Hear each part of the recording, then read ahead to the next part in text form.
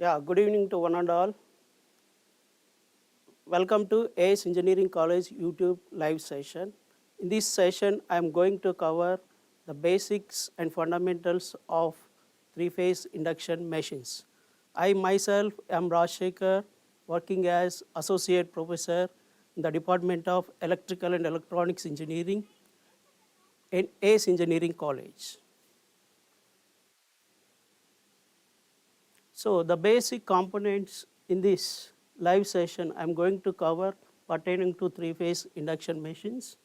That is introduction, constructional details of cage and wound rotor machines, production of rotating magnetic field, principle of operation, equivalent circuit, rotor EMF, frequency, reactance and rotor current, power factor at standstill and running conditions, rotor power input, rotor copper loss, mechanical power developed and their interrelationships, torque equation, expressions for maximum torque and starting torque, torque slip characteristics.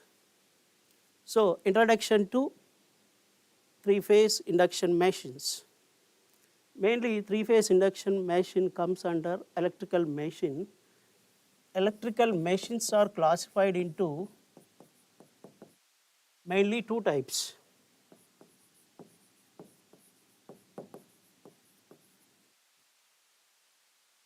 The first one is static machines. The second one is dynamic machines. Static machine means which has no rotating parts. Example for static machine is transformers. So mainly transformers are classified into single phase transformer and three phase transformers based upon the supply. If you are giving single phase supply, then it is called as single phase transformer. If you are giving three phase supply, it is called as three phase transformer. And coming to the dynamic machine, which has rotating parts. So mainly under dynamic machines, there are two types, DC machines and AC machines. So AC machines further classified into two categories based upon the type of supply. If you are giving single phase AC supply, then the type of machines are called as single phase AC machines. If you are giving three phase supply, this type of machines are called as three phase AC machines. So three phase AC machines further classified into two types.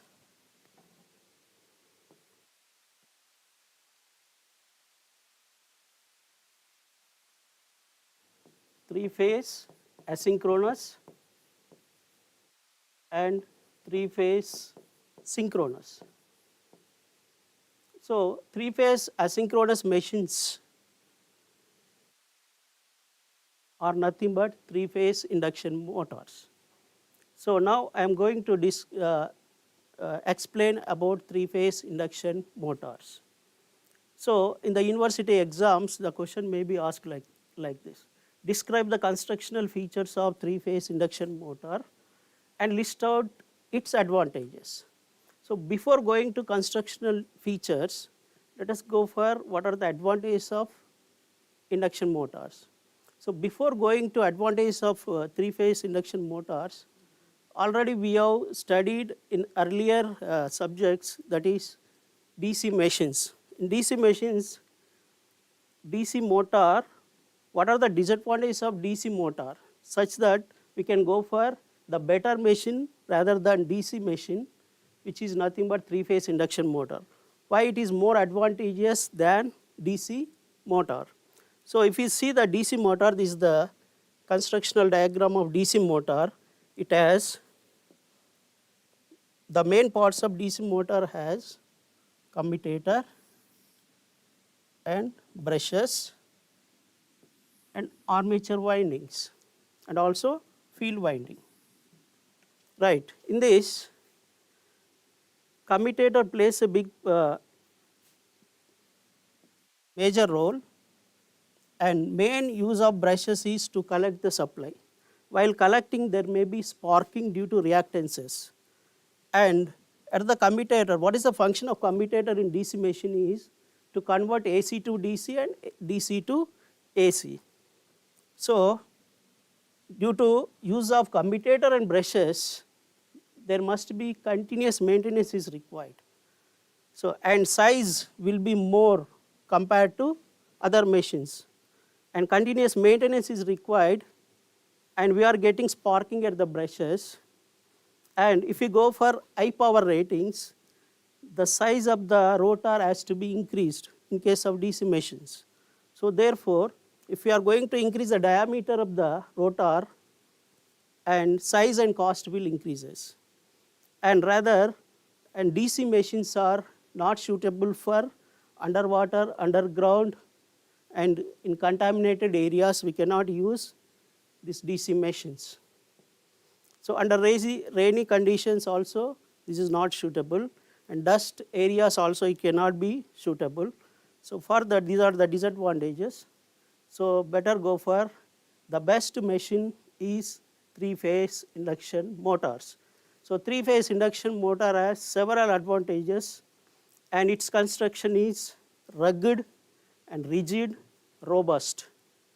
And here, as we have seen in case of DC motors, there are a commutator and brushes. Here, no commutator, no brushes.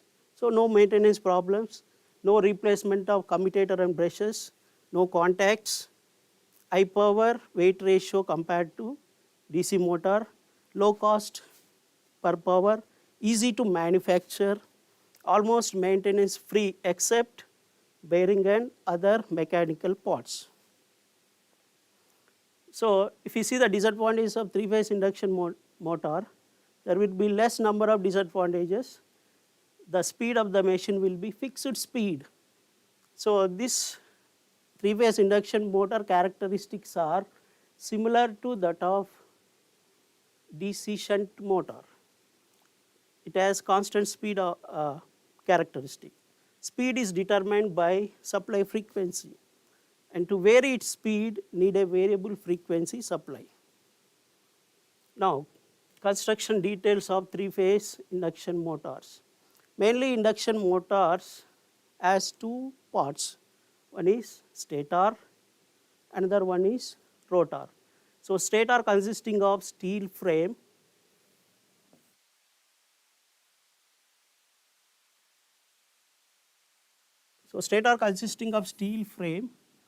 and the frame is nothing but yoke. Frame is also called as yoke, which supports the core and stator windings. Right. Now this cylindrical core is made up of silicon material. The material used for design of core is silicon, and we are using laminations. The main purpose of laminations to reduce the eddy current losses. And here having a number of evenly spaced slots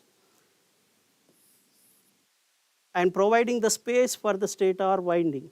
So we are using slots. What are the different slots are used to locate? What are the different types of windings are located? So what are the different slots are used in the stator of the induction motor? So mainly slots are 3 types: open type, closed, semi-closed. So coming to open type slots, if you see the stator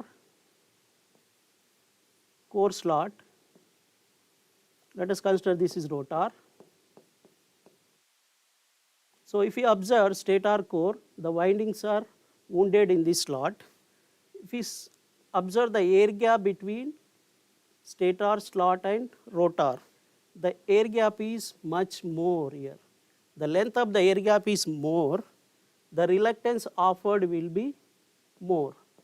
As the air gap length is more, reluctance will be more. Then what is the relationship between air gap length and reluctance? The formula for reluctance is L by mu A. In the electromagnetic field we have already studied What is reluctance? Reluctance is nothing but it is the property of the media which opposes the flow of flux. As we have seen the resistance in case of electric fields, resistance opposes the flow of current, but reluctance opposes the flow of magnetic flux. So as the air gap length increases for open slots, the reluctance increases. As reluctance increases, what happens to the inductance? The formula for inductance is N square by S. So as reluctance increases, inductance will be reduces. Then as inductance reduces, reactance will reduces.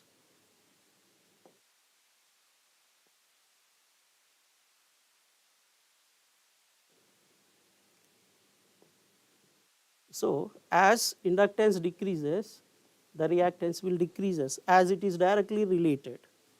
Now, as the magnetizing current will be equal to V by X. As X decreases, magnetizing current will be increases.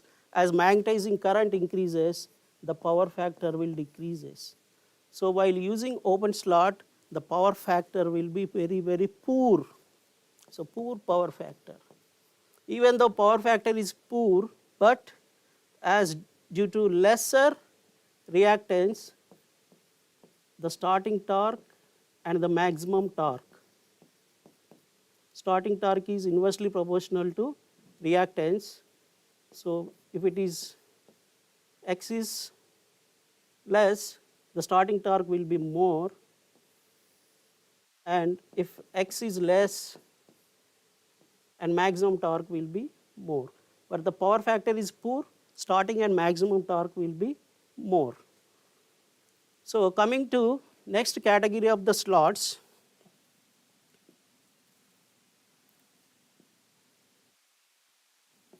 closed type of slots. Closed means it is completely closed. The winding is wounded here.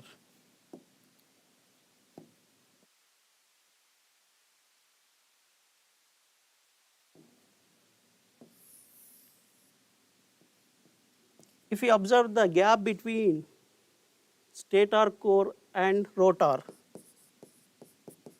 there will be a narrow air gap length. As the air gap length is very narrow, reluctance will be less. As reluctance is less, inductance will be more and reactance will be more. As inductance is more, reactance will be more. As reactance is more, then the magnetizing current will be V by X. The reactance is more, magnetizing current will be less. Less magnetizing current indicates the power factor, better power factor. So power factor increases. But whereas due to increase in reactance, starting and maximum torques will be reduces. So this is about closed slots. So next type of slot is semi-closed.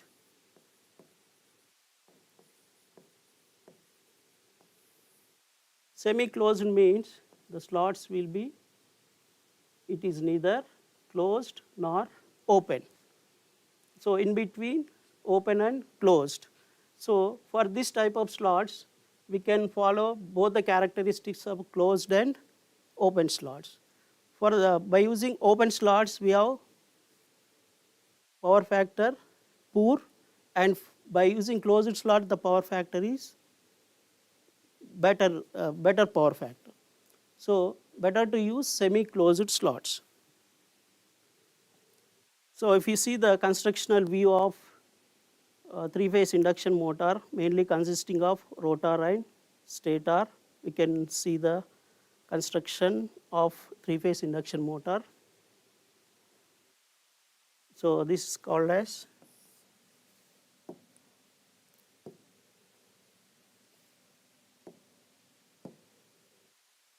This is called as yoke. The slots are located. In these slots, the windings are placed. So mainly we are dealing with three-phase induction motor. The stator is designed with three-phase windings. You can observe the different colors here. This is red color indicates for R phase, and yellow color indicates for Y phase, and blue color indicates for B phase. So three different windings are placed in different slots, and these slots are excited with three-phase AC supply. Now if you see the axial view of stator core, so mainly the windings are distributed in the slots. So mainly we have three-phase winding. How the three-phase winding is distributed here? Let us see. So here the stator windings are designed in the form of either star or delta. So here in this figure we are indicating star type of winding. So mainly it consisting of, for A phase, the first end is A, the second end is B. For B phase, starting end is B, the end of the B phase is B dash. Similarly, starting end for C phase is C, C dash. And there is a meeting point for all the phases. This point is known as neutral. And if this stator winding is excited by three-phase AC supply,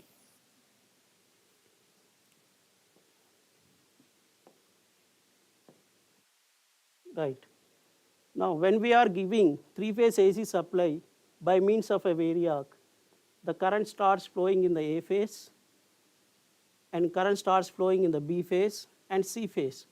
Let us see, the current starts flowing in the A phase, traversing from A to A dash, is treated as A dash, and coming to neutral point. Similarly, for the B phase, supply is from B phase. You see the current coming from the B phase and traversing from B to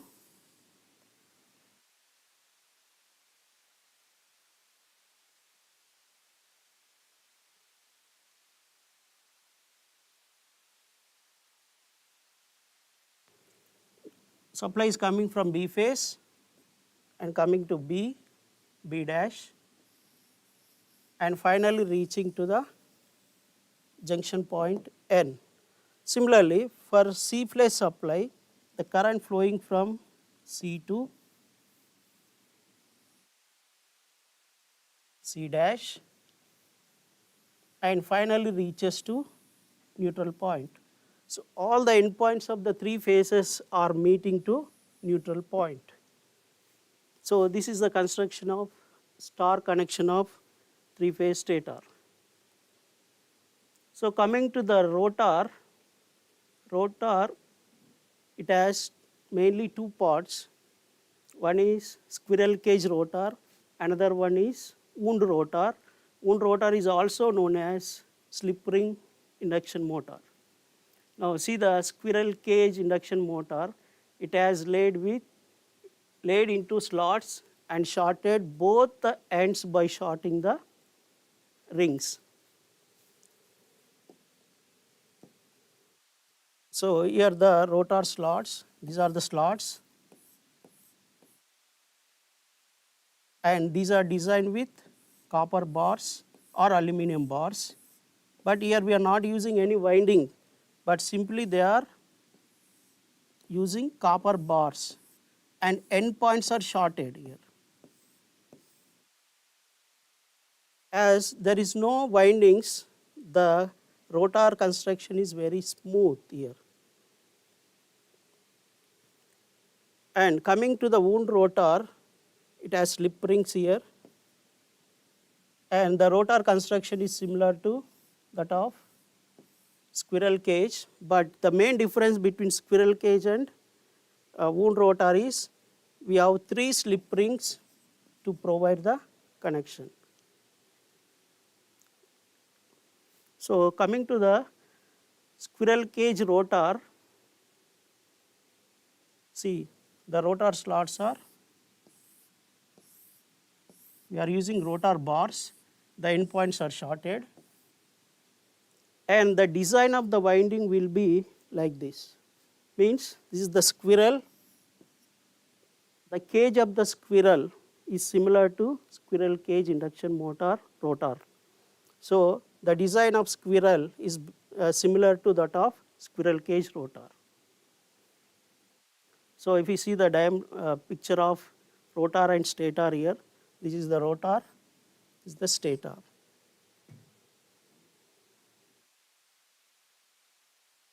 So coming to axial view of induction machine, the stator slots, these are stator slots, this is rotor. The gap between stator and rotor is indicated by air gap. So main important difference between squirrel cage and wound rotor is the air gap length in case of squirrel cage rotor is very less, whereas air gap for wound rotor is much more greater than the squirrel cage induction motor. Now if you see the rotor design for squirrel cage induction motor is very smooth, whereas for wound rotor, the rotor is design is very smooth, but externally we are using 3 slip rings to connect the variable resistors. So here the windings are designed in case of rotor is in the form of star only. The windings are designed in case of wound rotor is in the form of star. Whereas in case of squirrel cage induction motor, the rotor is designed with either star or delta.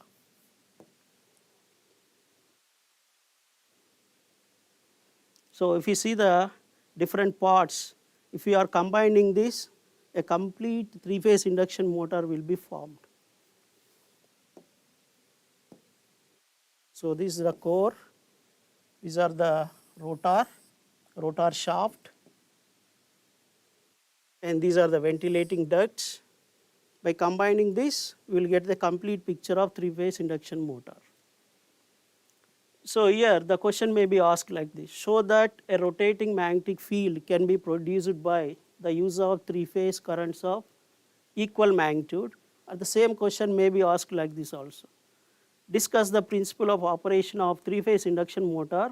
Also explain why the rotor is forced to rotate in the direction of rotating magnetic field. So mainly the principle of operation of induction motor mainly based upon rotating magnetic field. This is also called as RMF, rotating magnetic field. How it is produced? Since as we are giving 3-phase AC supply to the stator is designed with either star or delta, and 3-phase supply is given to stator of the 3-phase induction motor. And when we are giving 3-phase AC supply to the A phase, B phase, C phase, let us consider, and we are providing 3-phase AC supply,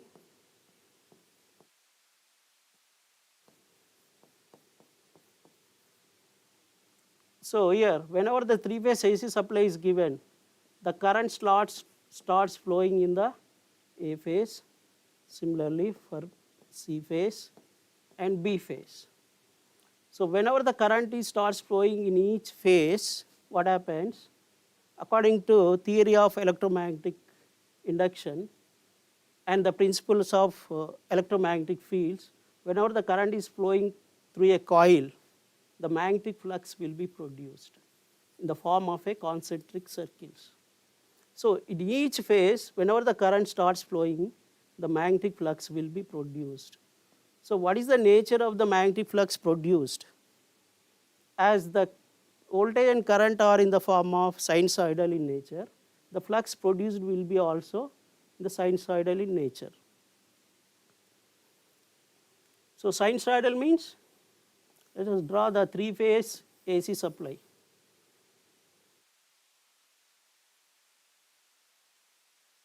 Let us assume if we are giving three-phase AC supply consisting of A phase, B phase, C phase, then what are the voltages we have? VA, VB,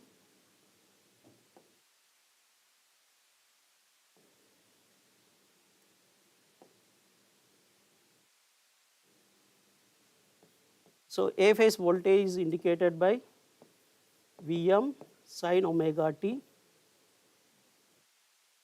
and let us draw the three-phase AC voltages. I will tell you very simple design for drawing three-phase AC supply. We can draw very easily by this method.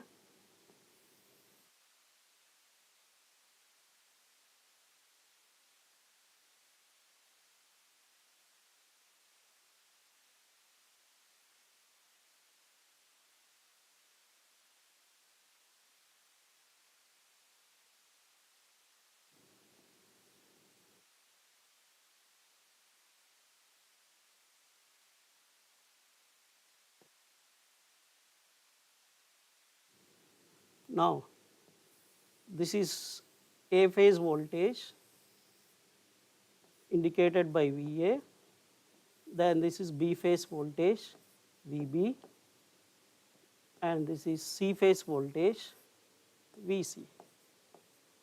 And what is the phase shift between three phases?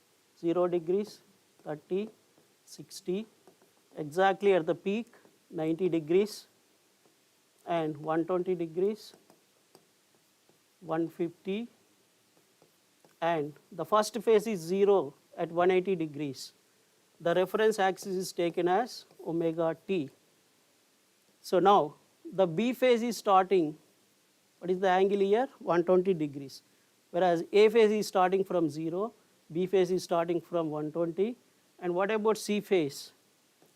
It's 210, 210, 30, 240, 270, 300, and here 330. So after 180 degrees, the C phase is starting. So A phase is starting from Vm sin omega t, and whereas B phase is starting from Vm sin omega t minus 120, there is a phase shift of 120 degrees, whereas C phase is Vm sin omega t minus 240.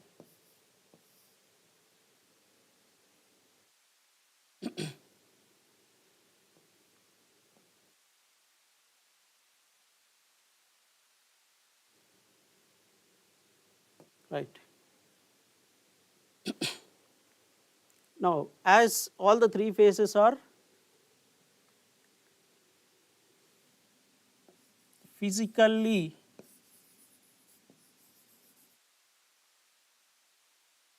the phase angle difference between all the three phases will be 120 degrees. So, in the stator of the three-phase induction motor, the three phases are displaced by 120 degrees. Physically, they are displaced. But as we have seen earlier in this earlier case, the voltages are displaced by 120 degrees. A phase is at 0 reference, B phase is after 120 degrees, and C phase is after 240 degrees. So there is a phase shift of 120 degrees, right? So as there is a phase shift between three phases, and the flux produced in each phase, let us consider this is the A phase. Whenever the current is flowing, the flux produced is phi A, for B phase phi B, for C phase phi C. The flux produced will be also alternating.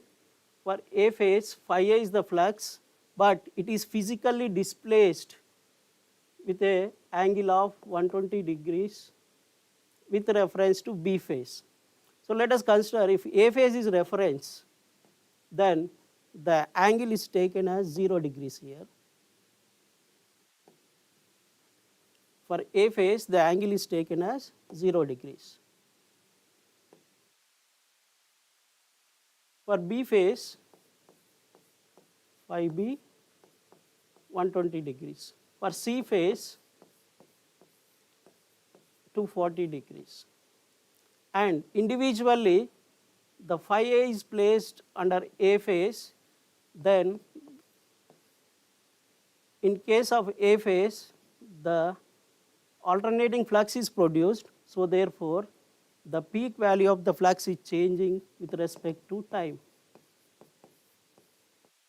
Similarly, for B phase, the flux is changing with respect to time, and with reference to A phase, it is phase shift of 120 degrees. Clear? Similarly, for C phase,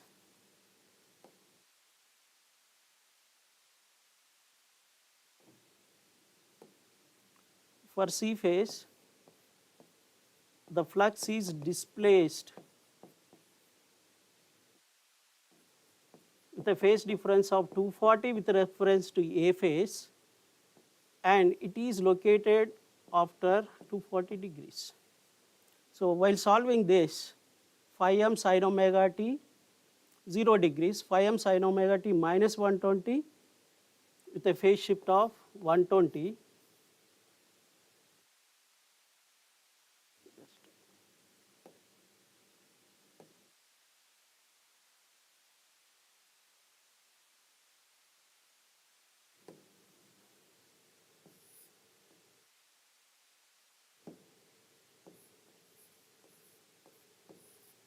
Right. So for B phase, it is displaced by 120 degrees, for C phase 240 degrees. And the 0, 120 and 240 are indicates the physical position of the fluxes. So these are in polar form. Let us convert into a rectangular form. So phi m sin omega t, 0 degrees can be converted into rectangular form, cos 0 plus j sin 0 plus phi m sin omega t minus 120. The rectangular form of 120, cos 120 plus j sin 120. Similarly, for C phase, the flux is phi m sin omega t minus 240,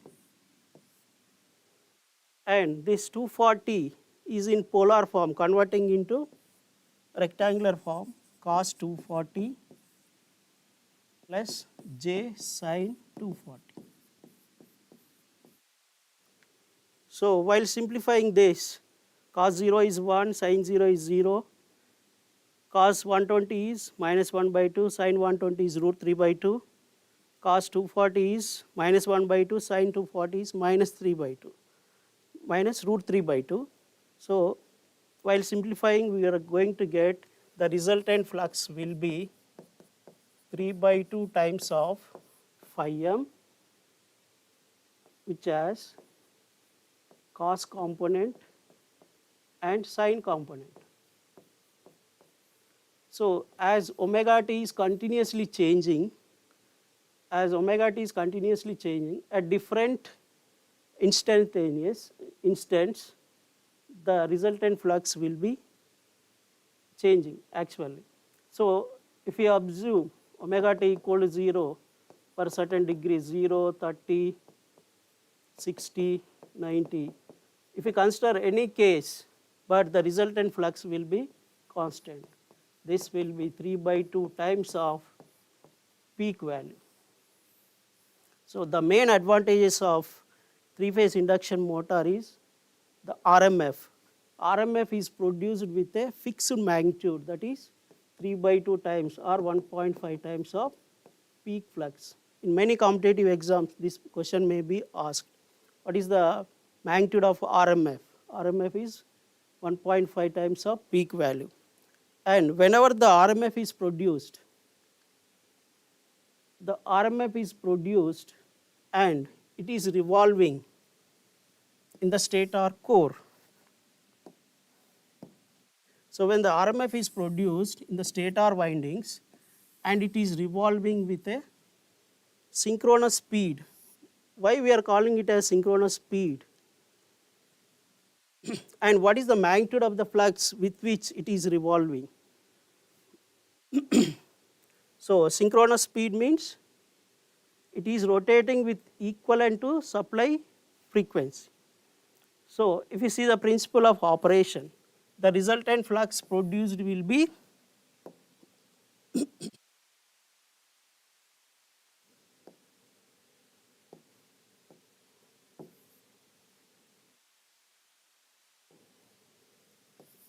the resultant flux produced will be phi m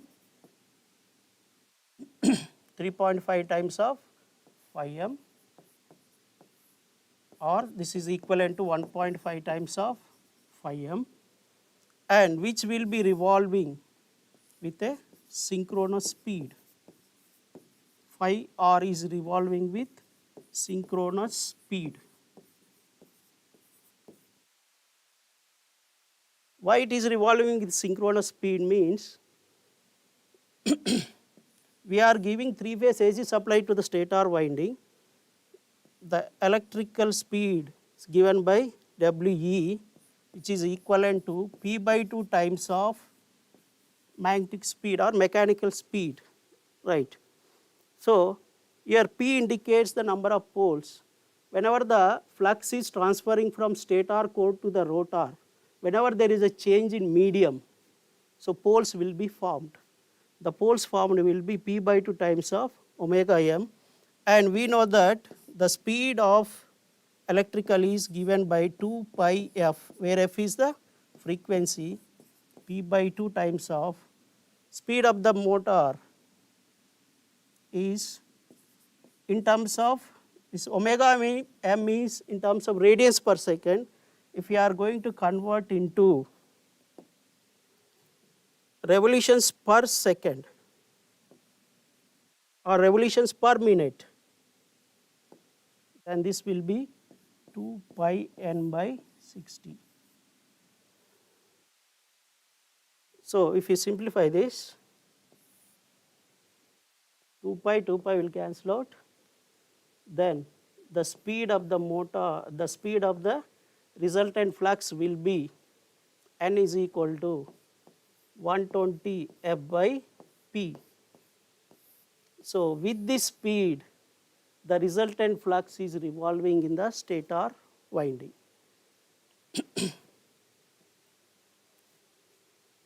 Now let us go for principle of operation. So mainly in case of induction motor, we have stator windings in different slots in 3 different locations, and this is the rotor. If we consider the squirrel cage rotor, the rotor is designed with short circuited copper bars, and the entire rotor is short circuited, and whenever 3-phase AC supply is given to the 3-phase winding, the alternating flux is produced, and this flux is revolving. Where it is produced? When we are giving 3-phase AC supply to A phase, B phase and C phase, alternating flux is produced in the stator core, and it is revolving with the speed of synchronous speed. This is the flux produced in the stator core. And what is the magnitude of the flux produced? Already we have derived. It is 3 by 2 times of phi m.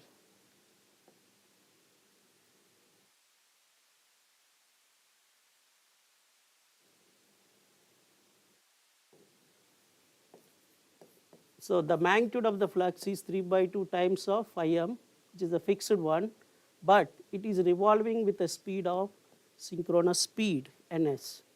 While revolving in the stator core, finally it passes through the air gap. This is called as air gap, the gap between stator and this is called as rotor. The gap between stator and rotor is called as air gap. So while transferring the flux in the stator core passes through the air gap, finally it revolves in the air gap, finally links the rotor conductors. As the rotor conductors are short circuited, EMF will be induced in the rotor conductors. This induced EMF will opposes the flow of flux which is from stator conductors. So whenever the induced EMF opposes the flux and it produces a current in the rotor, this rotor current again produces a flux in the rotor conductors. This current will opposes the induced EMF, and this current which was flowing in the rotor conductors reduces the relative speed between the stator flux and the rotor. Initially rotor is at standstill condition, means the rotor is stationary but it is not revolving, but stator flux is revolving with synchronous speed, and whenever there is a relative speed, that is ns minus 0, and this rotor conductors flows in the rotor conductor causes to flow a flux known as rotor flux. So this rotor flux is produced in the rotor conductors, whereas stator flux is produced in the stator conductors. So both will interact with each other. A unidirectional flux will be produced by the interaction of stator flux and rotor flux. A unidirectional torque is produced. Let us consider this is stator flux, rotor flux. Then what is the resultant of these two? If we construct parallelogram, this will be the resultant flux. Due to this resultant flux which was acting unidirectional, so this will cause us to produce the torque. So torque is produced. Torque is nothing but twisting moment. Upon the rotor conductors, the tangential force is acting, that is nothing but twisting moment. As torque is produced due to interaction of stator flux and rotor flux, the rotor starts revolving in the direction of stator flux. As rotor attains the speed, then what happens is the relative speed, ns, is the stator flux speed, n is the rotor speed. So gradually the relative speed between stator flux and rotor will increases. So what happens if the stator flux is ns, earlier it is 0, now it is increased to n. So what happens, the relative speed, it will reduces. So the main purpose of flux produced in the rotor is to reduce the relative speed. Earlier it was at synchronous speed, now it is decreased to ns minus n. Right. Now induction motor speed. At what speed will the induction motor run? Just now we have seen the induction motor will run with a speed of n. N is the speed of the induction motor, whereas ns is the speed of the stator flux. Can the induction motor run at synchronous speed? Why not? If the induction motor runs with synchronous speed, this is called as relative speed. It is the relative speed between stator flux and rotor.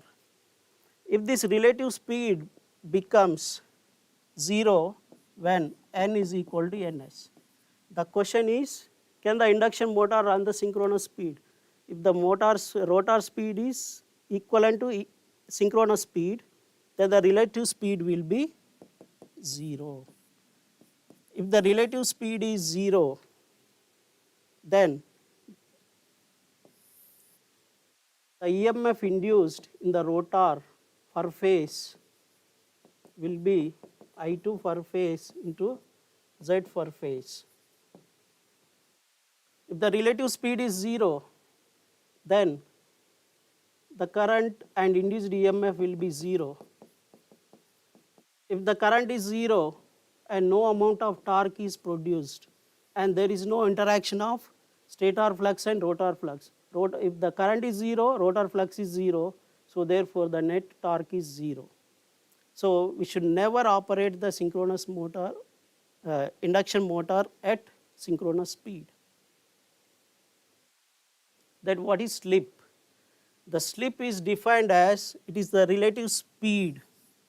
Slip is denoted by S.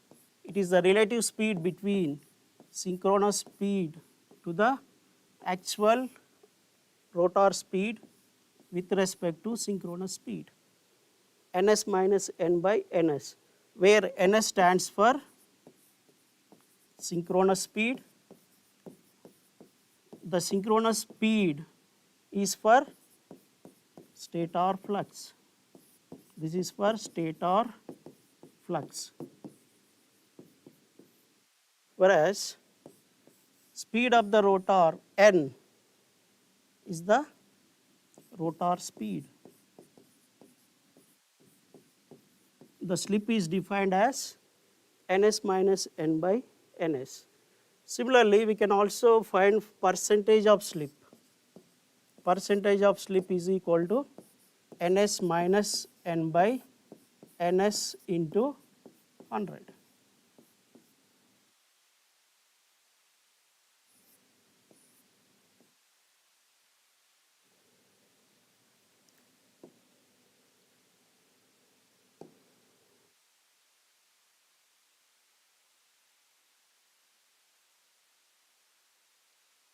Right? So ns minus n by ns into 100 is the percentage slip. What is the rotor frequency? Rotor frequency is denoted by Fr. R stands for rotor, and already we have synchronous speed ns, which is revolving with 120 f by p, where f is the supply frequency with which the stator flux is revolving with synchronous speed. So from this, the stator flux f is equal to ns into p by 120. Then how to calculate the rotor frequency? As stator flux causes to produce the flux in the rotor conductors, but the rotor is not revolving exactly with synchronous speed, but it is revolving with less than the synchronous speed. The speed of the rotor is less than the synchronous speed, and what is the relative speed between stator flux and rotor? Ns minus n. So the speed of the rotor will be, if we substitute in this formula, Fr is equal to n. N stands for ns minus n into p, number of poles, by 120. So this is the rotor frequency with which the flux is produced in the rotor conductors. Right. Now if this is the rotor frequency, now we can simplify this. Fr is equal to ns minus n by 120 into p. So just multiply and divide with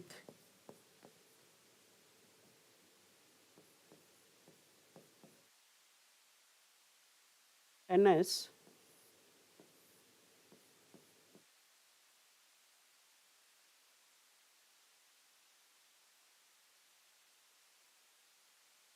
if you multiply and divide with ns, then what happens? Ns minus n by ns. Just now we have studied. What is ns minus n by ns? That is nothing but slip. So Fr will be, I will write here. So Fr is equal to ns minus n by ns into p into ns by 120. So ns minus n by ns is nothing but slip, and p into ns by 120 is nothing but stator frequency. So this is the rotor frequency. So rotor frequency is S times of the supply frequency. So in the university, the question may be asked like this.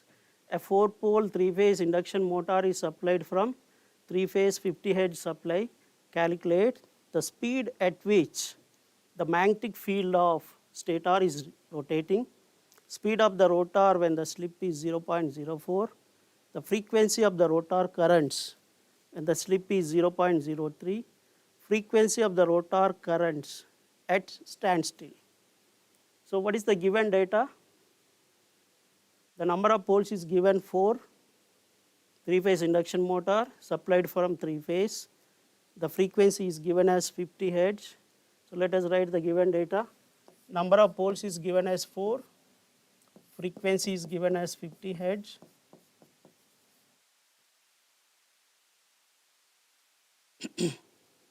Then calculate speed at which the magnetic field of the stator is rotating. Speed at which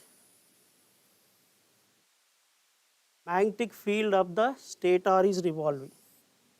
What he is asking? The speed at which, the speed of the magnetic field. But stator is not revolving, stator is stationary, but only the magnetic field is rotating. So what is the speed? As already we have seen the principle of operation of induction motor. Whenever three-phase AC supply is given to the three-phase stator windings, alternating flux, that is known as RMF, is revolving with a synchronous speed. So stator flux is revolving with synchronous speed, that is given by 120 F by P. Then what is the frequency? 50. Number of poles? 4. So 4, 30, so 1500 RPM.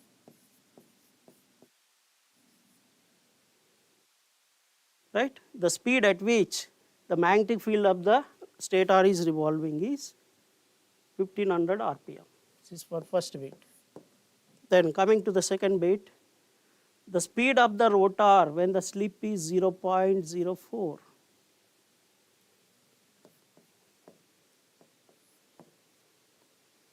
Here the given slip is 0.04.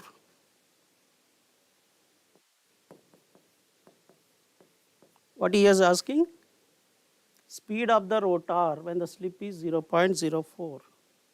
How to find out the speed of the rotor? N is the speed of the rotor,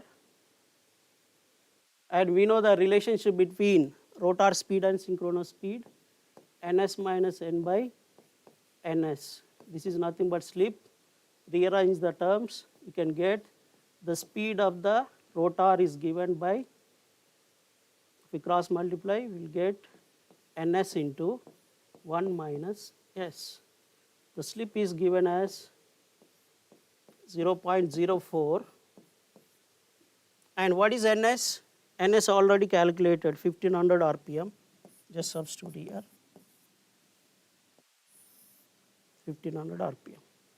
So 1500 into 1 minus 0.04, 0.96. So 96 into 15. Let us calculate.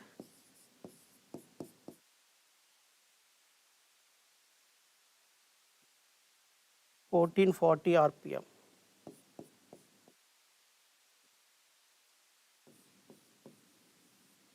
So here the speed is in RPM.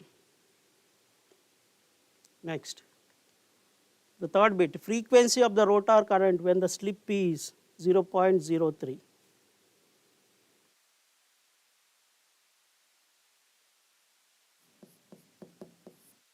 The slip is 0.03. What he is asking to find out? The frequency of the rotor currents. As we have seen, the frequency of the rotor is Fr is equal to Sf. So Fr is equal to S into F. Actually, the supply frequency is given as 50 Hz. And the rotor frequency is Sf. S is 0.03 into supply frequency 50. So 1.5 Hz. See how much difference is there. Supply frequency is 50, but whereas rotor frequency is very, very less.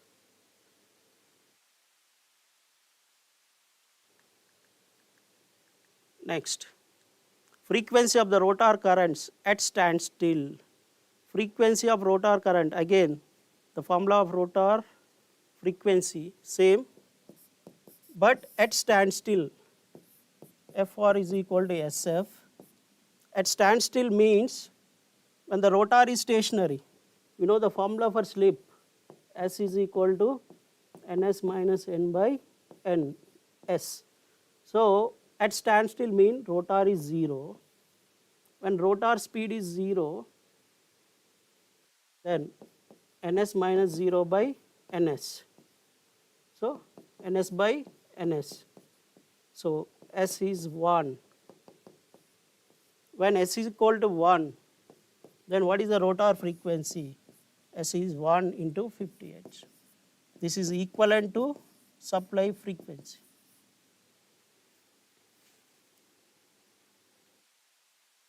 Right? Let us go for one more problem. A 3-phase 460 volts 100 HP 60 Hz. 60 Hz is given. 60 Hz means in our India we are using only 50 Hz supply. 60 Hz means in USA they will use 60 Hz supply. The number of poles is given as 4 pole. Induction machine delivers rated output power at a slip of 0.05. Determine the synchronous speed and motor speed.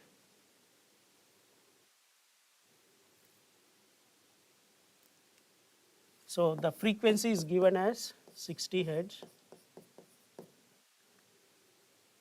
A number of poles is 4.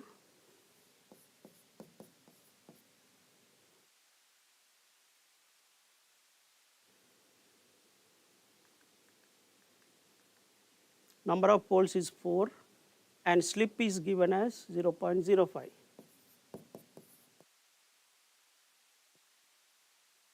The first bit, synchronous speed and motor speed, is asking for A bit, synchronous speed and motor speed.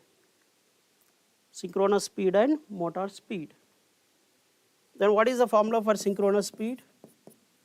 The formula for synchronous speed is 120 F by P.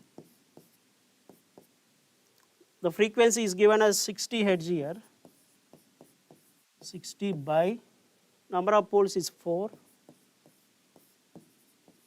So 1800 RPM.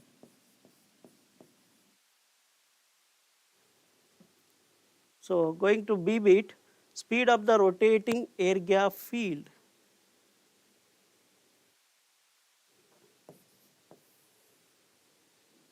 Air gap field, nothing but slip speed. We can call it as slip speed, Ns minus N. The relative speed between stator flux and rotor. So SNS is equal to, this is called as slip speed, which is equal to Ns minus N. What is Ns? Already we have calculated 1800 RPM minus N. So here also is asked Ns as well as N. So what is N? If we know Ns and slip, we can find out N. So what is the formula for N? N is equal to Ns into 1 minus S. Ns already we have calculated 1800. 1 minus S. S is the slip, 0.05. So this will be 1 minus 0.05 is 0.95 into 1800.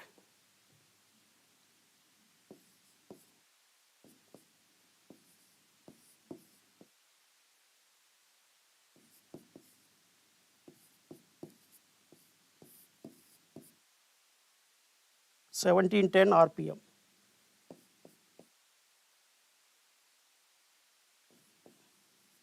So the speed of the motor is 1710 RPM. So here we can find out the slip speed, Ns minus N, 1710 RPM.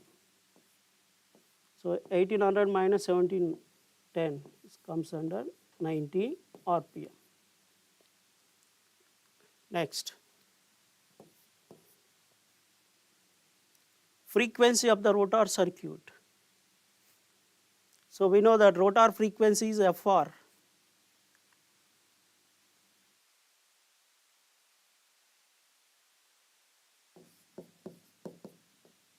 FR is S into F. So a frequency is 60 Hz, slip is 0.05. So 0.05 into 60.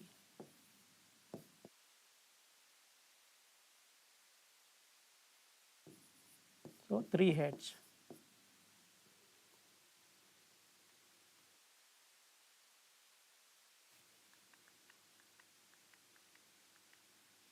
Next, coming to slip RPM. Slip RPM is nothing but slip speed, ns minus n. So slip RPM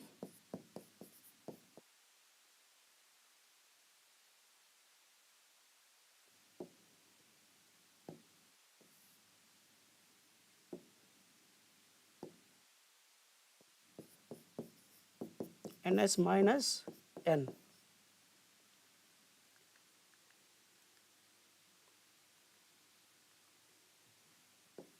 Is C bit, D bit. So slip RPM is ns minus n. Already we have calculated ns is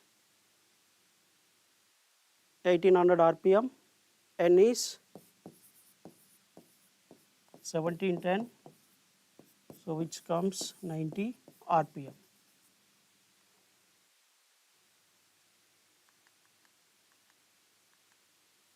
Then speed of the rotor relative to rotor. So what is the speed of the rotor? N. Then the speed of the rotor field is ns. The relative speed is asking. So relative speed is ns minus n.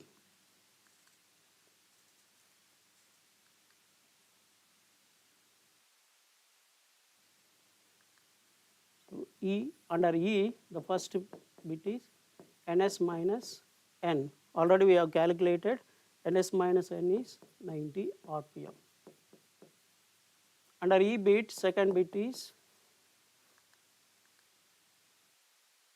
the relative speed between rotor field and stator structure.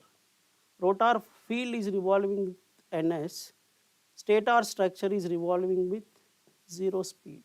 So what is the relative speed? ns minus 0, nothing but ns. Ns is already calculated. What is the value of ns?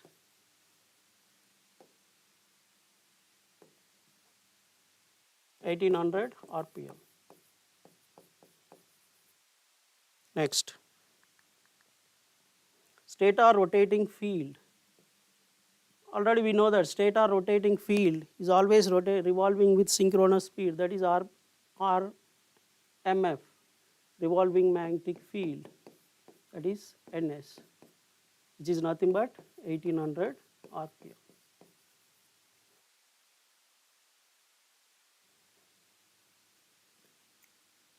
Right. So one more important concept of powers developed in the induction motor. So mainly there are three different powers: air gap power, mechanical power, and the power produced in the copper, that is known as copper loss. So here one important question was asked is, explain the terms air gap power, internal mechanical power developed, shaft power, how these are related with each other, and show that PG, rotor copper loss, and PM are related as 1 is to S is to 1 minus S.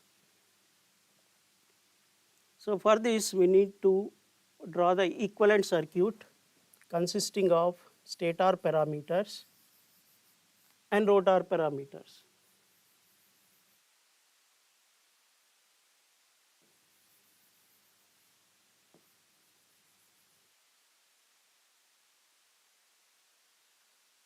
This is stator, of the induction motor. This is rotor of the induction motor. And here we are exciting with three-phase supply.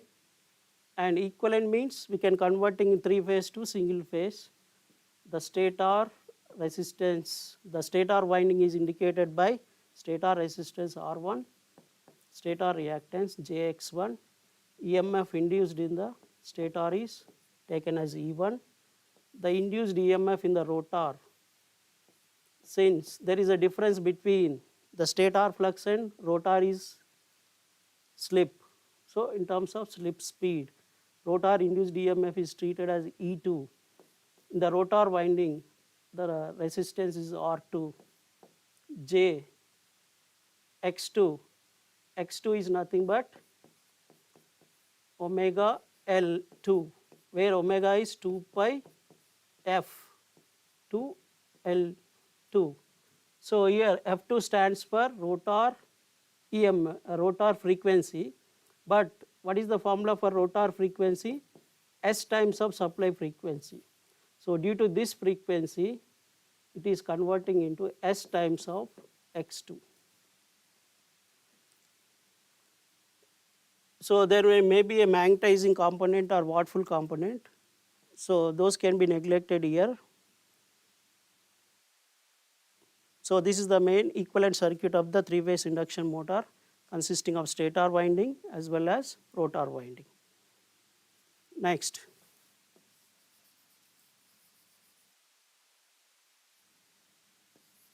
We can simplify the rotor winding by taking rotor parameters R2 and JX2.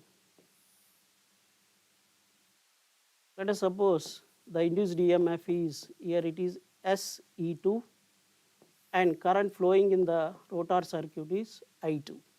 So this 2 indicates for rotor circuit or rotor parameters. So what is the current produced in this rotor? I2 is given by SE2 by impedance.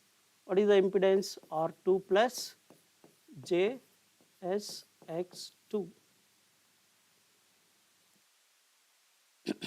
where impedance Z2 is taken as R2 plus JX2.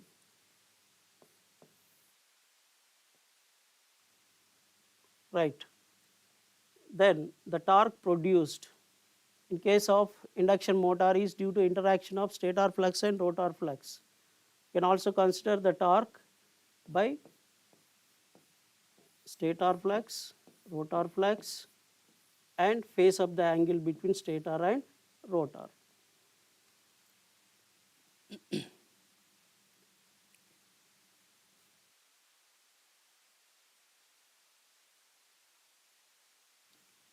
Next. Then the air gap power or the power input to the rotor is taken as I square R. So what is the power input? We have supply voltage and current flowing in the rotor. So air gap power is nothing but power input. It can be calculated by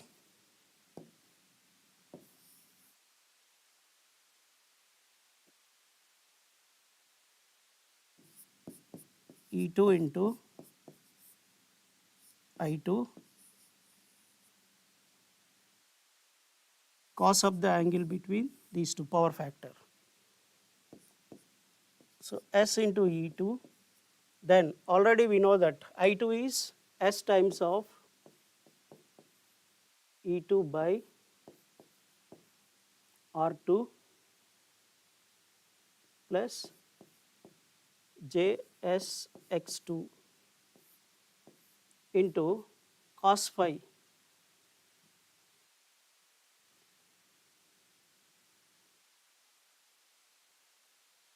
Cos phi can be calculated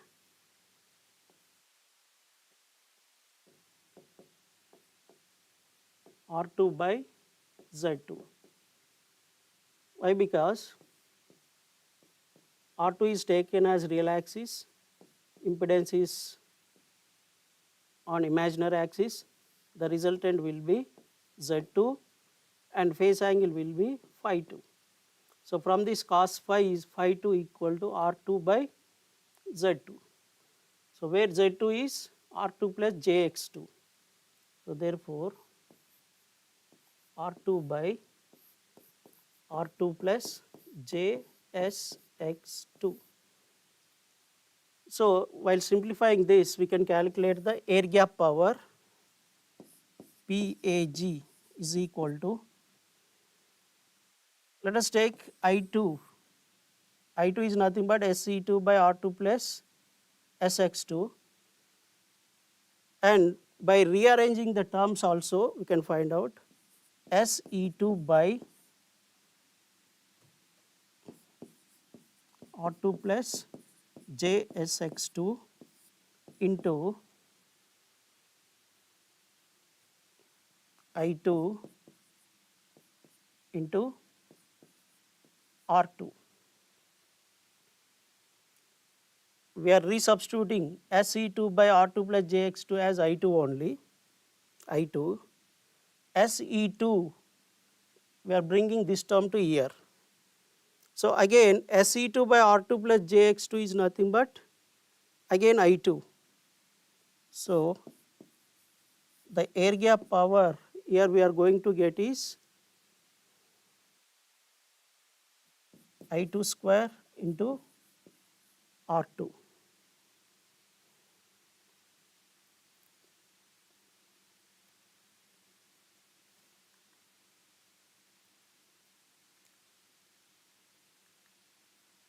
Right. So further this equivalent circuit can also be reduced in this form.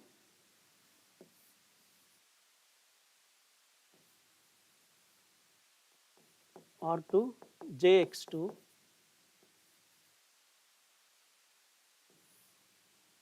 SE2. See here Z2 equal to R2 plus JSX2.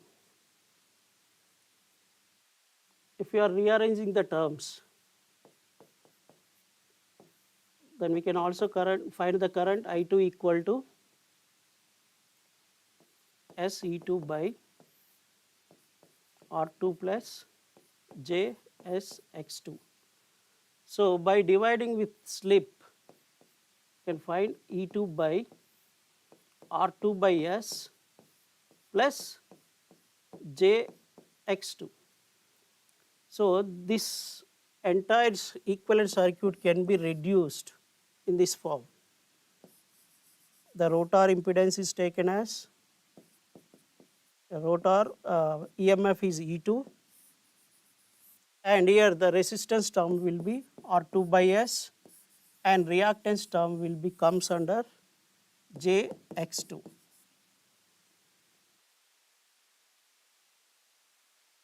Now the current flowing in the rotor is I2. Now the air gap power can be taken as PAG equal to I2 square R2 by S. This is the input power, and the copper loss produced. Copper loss is nothing but whenever the current is flowing through the resistance, then we will get I2 square R2. I square R is nothing but copper loss, and air gap power is I2 square R2 by S. So from these two we can find out the mechanical power output. So further we can also simplify this equivalent circuit.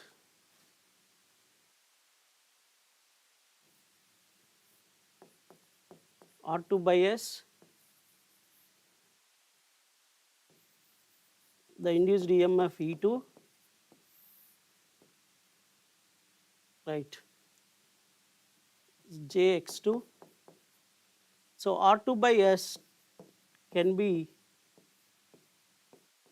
written as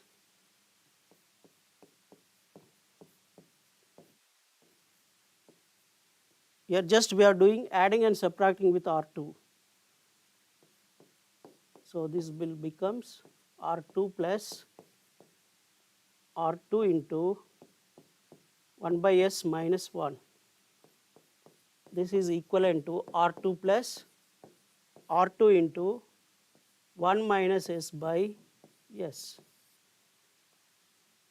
So here R2 by S can be replaced by R2 and R2 into 1 minus S by S.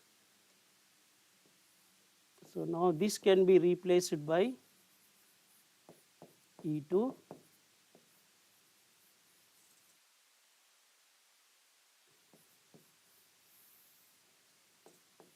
Now this is R2 Jx2 and this is R2 by S into 1 minus S. So R2 is called as rotor resistance.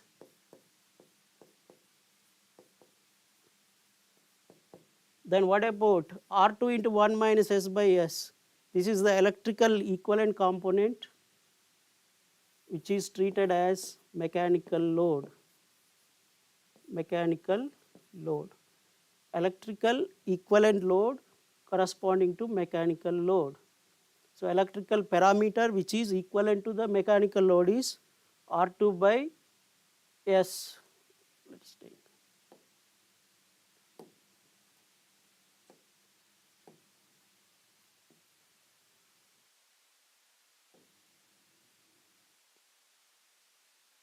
R2 by S into 1 minus S by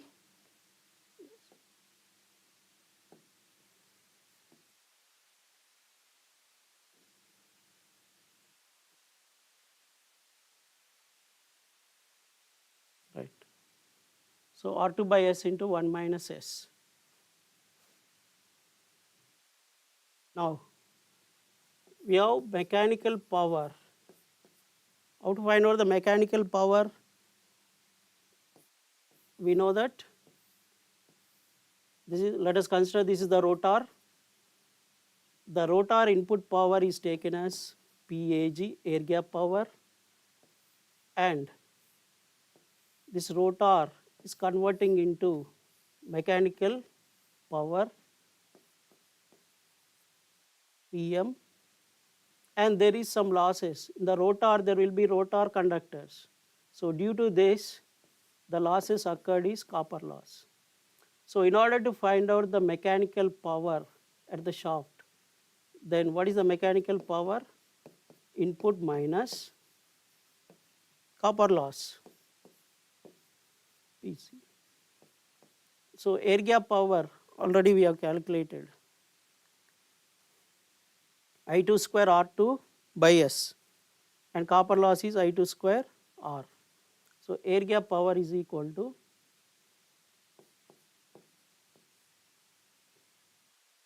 I2 square R2.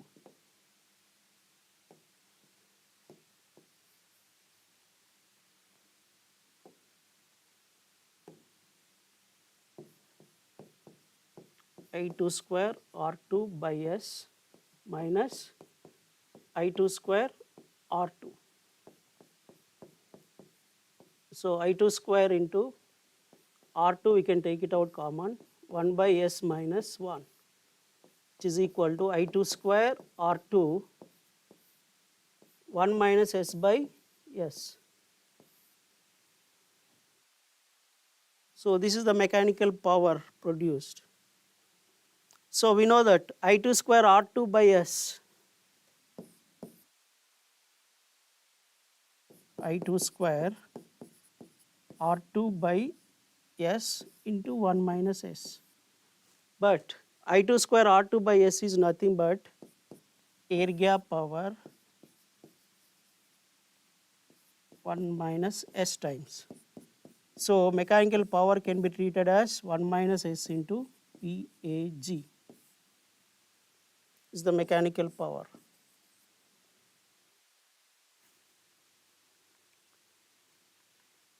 So here we have already calculated air gap power, that is the input power, and copper loss is PCU I2 square R2. Then coming to the mechanical power, this is equation 3. from these three equations, air gap power is I2 square R2 by S, and copper loss is I2 square R2, and mechanical power is I2 square R2 by S into 1 minus S.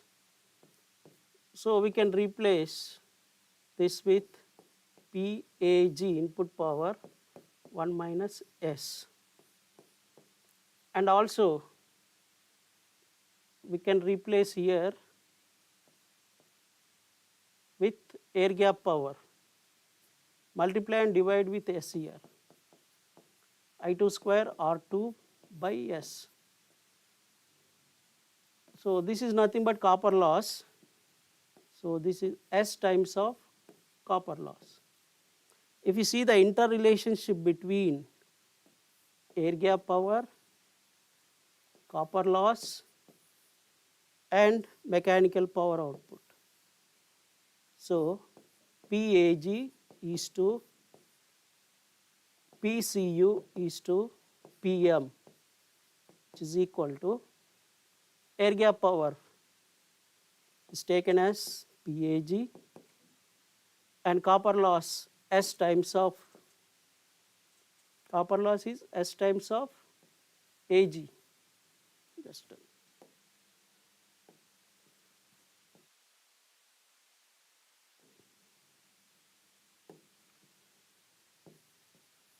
S times of PAG, and mechanical power 1 minus S into PAG. So in all the cases, PAG is common, take it outside. So 1 is to S is to 1 minus S. So the ratio between air gap power, copper loss, and mechanical power output is 1 is to S is to 1 minus S.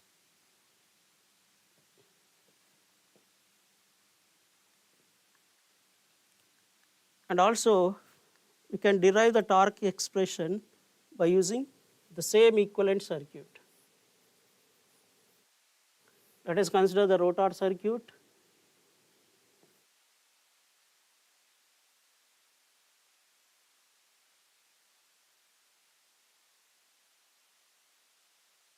R2 JSX2, the induced EMF is SE2. How to derive the torque equation?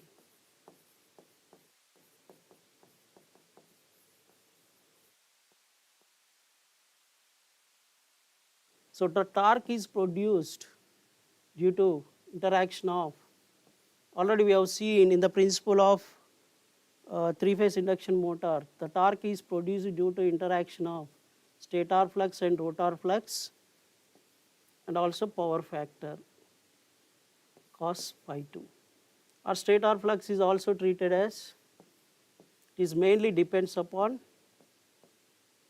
induced EMF E2, and phi r produces current I2. So phi r is directly proportional to phi 2, where I2 is the rotor current, E2 is the induced EMF in the rotor. Then the torque expression will be torque T equal to, is directly proportional to E2 into I2 cos phi 2, cos phi 2. So let us consider a constant, torque T is equal to K E2 I2 cos phi 2. So K into E2 I2. From the equivalent circuit, what is I2? I2 can be calculated. I2 is nothing but SE2 by R2 plus JX2.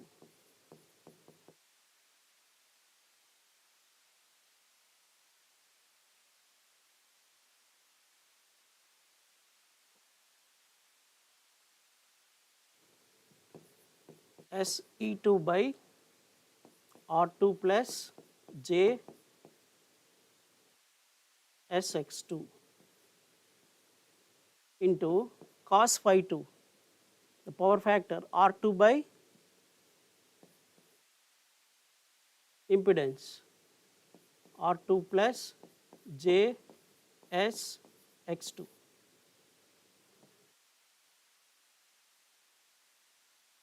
So which is equal to K E2 square S into R2 by R2 plus Jx Sx2 into R2 plus Jx2. If we take the magnitudes, then R2 square plus S into x2 whole square.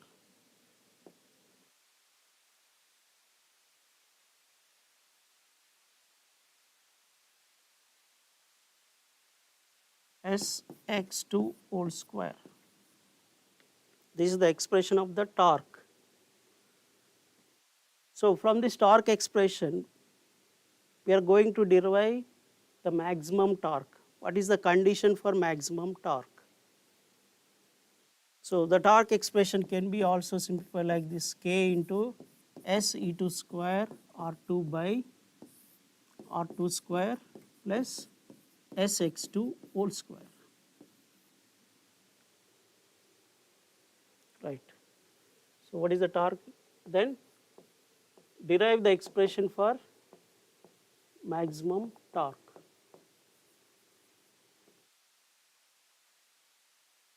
The torque is given by K times of S into E2 square R2 by R2 square plus J Sx2 whole square.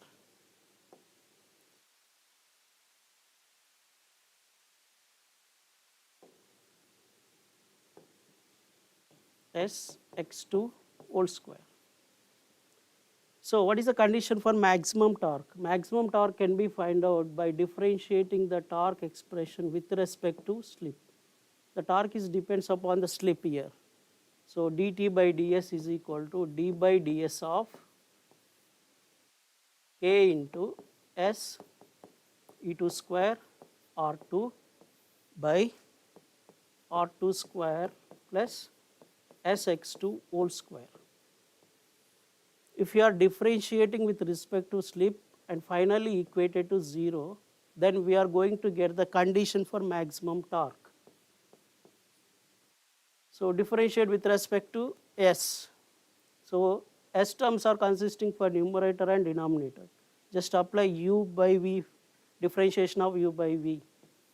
V square R2 square Sx2 whole square into R2 square Sx2 whole square into differentiation of numerator K into E2 square R2 minus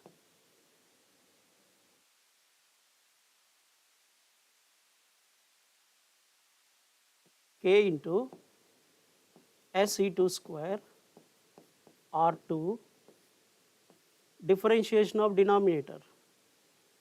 R2 square is constant, so S square 2Sx2 which is equal to 0.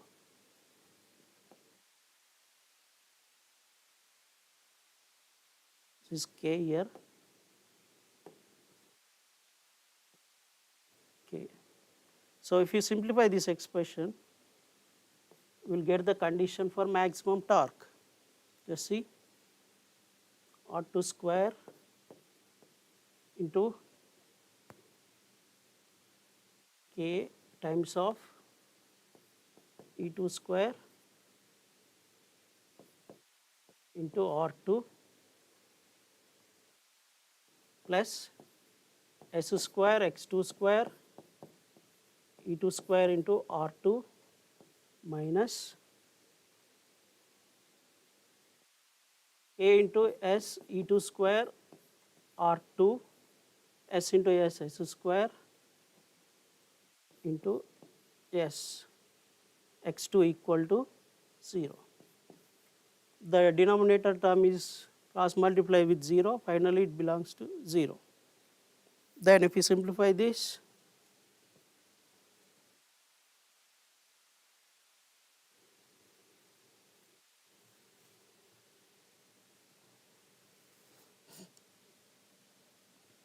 you can take common of R2 here, R2,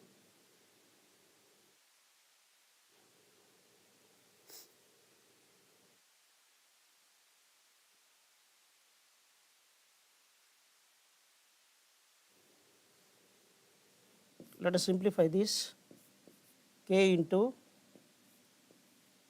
R2 square, E2 square. So we can also take E2 square also common. So finally we will get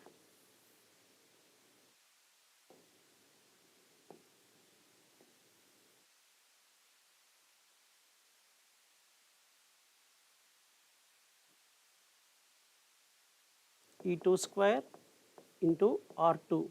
Can take it as common. So k into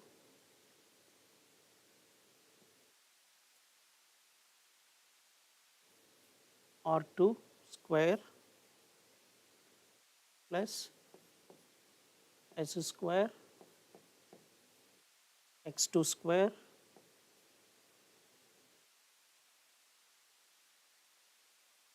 minus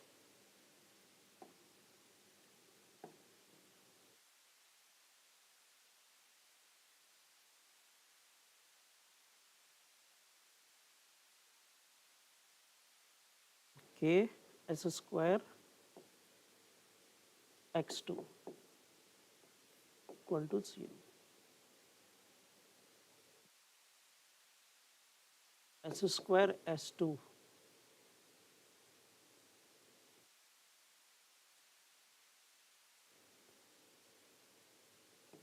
which is equivalent to R2 square.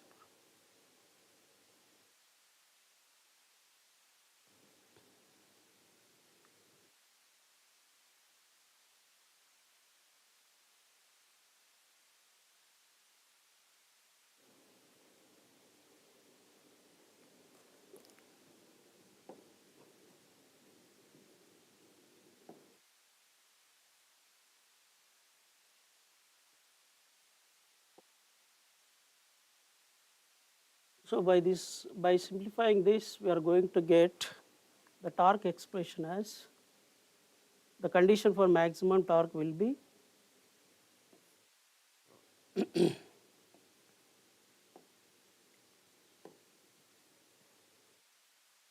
S will be equal to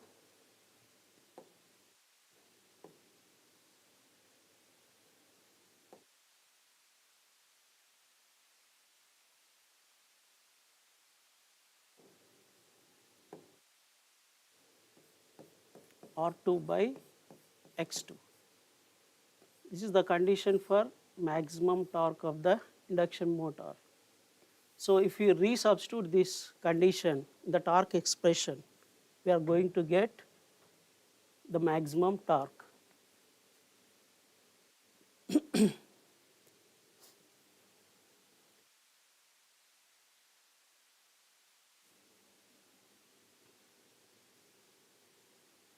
So in this session, I covered what is the construction details of three-phase induction motors and what are the types of induction motors and what is the principle of operation of three-phase induction motor and what is the RMF developed and what are the powers, various powers produced in the induction motor and how to draw the equivalent circuit and expression for torque and the maximum torque.